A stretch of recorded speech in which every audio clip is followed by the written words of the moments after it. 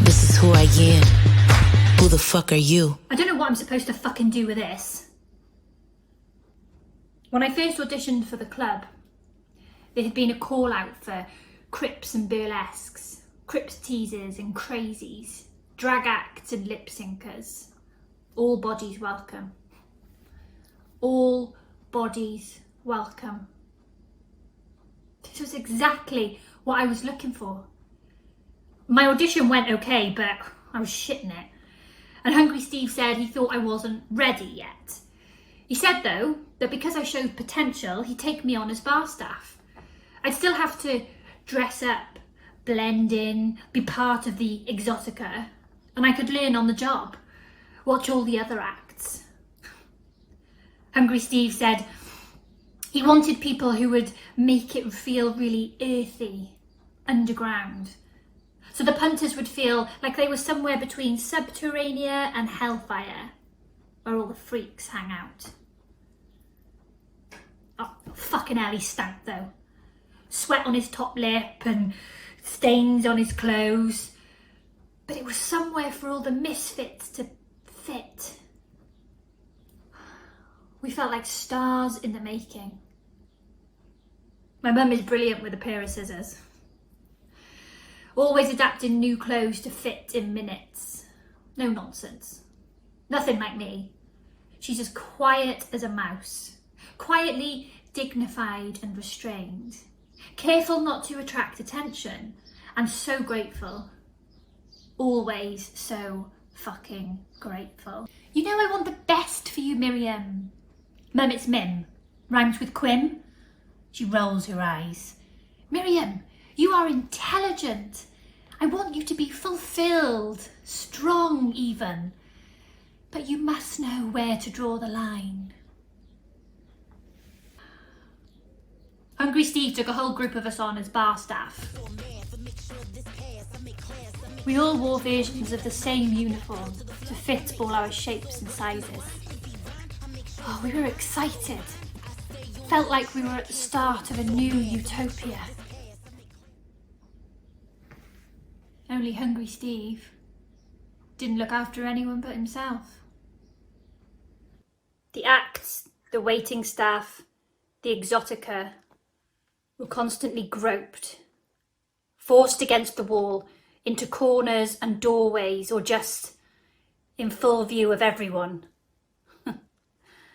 It was just another place to be pigeonholed and abused. Piss on pity, though. I piss on your pity.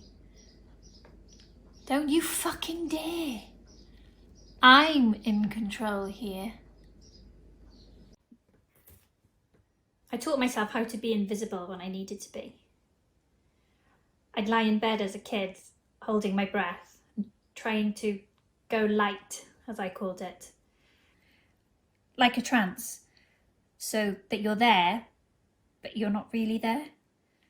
To escape the shit. Holding your breath so that anyone who sees you and says something vile, stares, smirks, openly stops and laughs, can't penetrate, can't reach you. Staring, gazing, gawping, can't take their sniggering, snide eyes off me. I am uncomfortable. I immediately have to perform being as normal, unnoticeable, don't look at me as possible. The whole world's a stage, except the stage I'm not let on. Inside I shout, there is nothing fucking wrong with me. I love cake and whiskey and Elvis and sex and smoking fucking fags just as much as you. And I hate the same things as you. Police officers, leggy models, this fucking government, and being expected to shave my fanny hair. My power is in words and on stage and in characters. I love watching crips and crip teasers, burlesque, drag and live artists putting themselves out there, saying something different. We can be this and more. You tried to make us all go light, to hold our breath, to not feel the pain, to perform in a certain way, but that made us invisible. So we made clubs and communities of our own, and we said, fuck you. With our one arms, our one legs, our one finger hands, our wheels and our crutches, our different electric bodies. Fuck fucking you. It's a huge fucking risk though, isn't it? And there are no guarantees that anything is going to change, are there? Huh? Are there? If I'm fierce enough to be up here doing this, disrupting the shit that you normally think, maybe eventually enough people will accept us. But we're all so scared of racists and misogynists and ableists. And nobody even knows what an ableist is yet. Our equality is so low down the fucking pecking order that nobody knows that laughing at us, abusing us, and hurting and killing us and raping us isn't inevitable. It just isn't normal to expect that. Just like in a pandemic, it's not fucking normal to accept that some people are expendable. That's where fairy tales have led us. All the punters in Hungry Steve's club get to push and poke and shove us, snigger or fetishise, take photos without asking, like we're just part of the furniture. Not people at all. They've only heard the old stories, the ones with lies in them. We need new voices for people to get on stage and say, no, here is truth, go find something else to toss off about. But I have to choose my battles, otherwise it's always exhausting, always a cost. And Hungry Steve turns out he's like the king in fairy tales who sets these impossible tasks for underdogs. Carry water in a sieve, spin gold thread from straw, wrap fire in paper and sew a million fucking sequins onto Lindy Hopper's dress before showtime. When I asked to go on stage, he says that I'm lucky to have a job and that it's about time I just accepted that I'm not really suited for the stage and that no one will take me seriously. And then I realise he thinks I'm only good enough to be a background curiosity.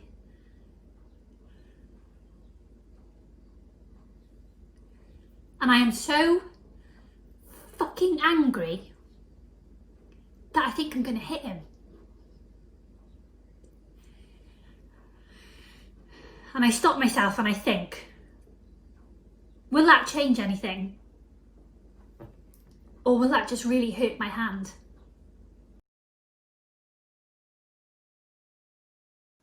And then I'm at home, drinking whiskey, tears rolling down my face, black mascara everywhere, and there's a knock at the door.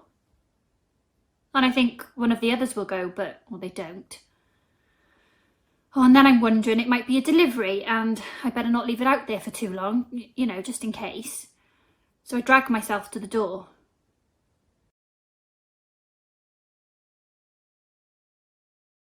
I look through the peephole and the world looks wonky and round.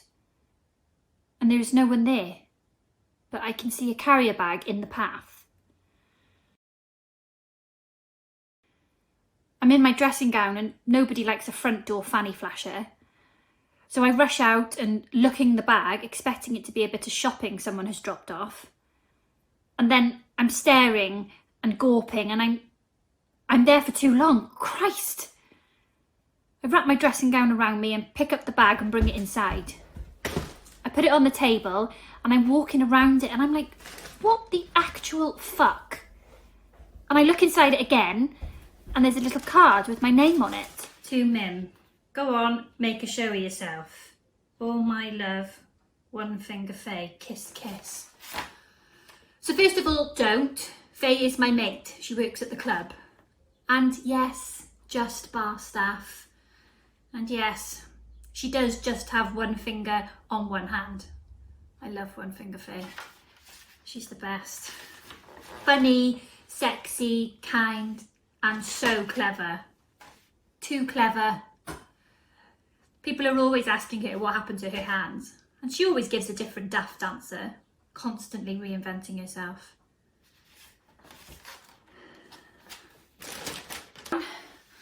And try to do some speed mindfulness crap. Breathe and breathe.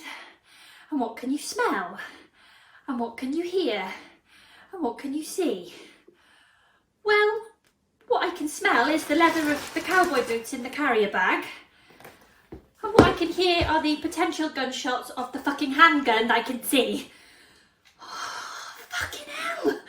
What do you want me to do, Faye? Take out Hungry Steve? Oh, shit. I mean, we bitch about him all the time. We all feel cheated. He's a liar who took us on under false pretences. Promises of a new utopia all turned to shit as we realise we were all just fairground novelties. So I get it. Ready. Full makeup. Wig. New sequined costume. And I stormed the stage, handgun in hand. Never been more ready. Boom. Tonight is on my terms, my stage. You are going to watch me. You are going to fucking watch me. This is who I am. This is what I do. This is who I am.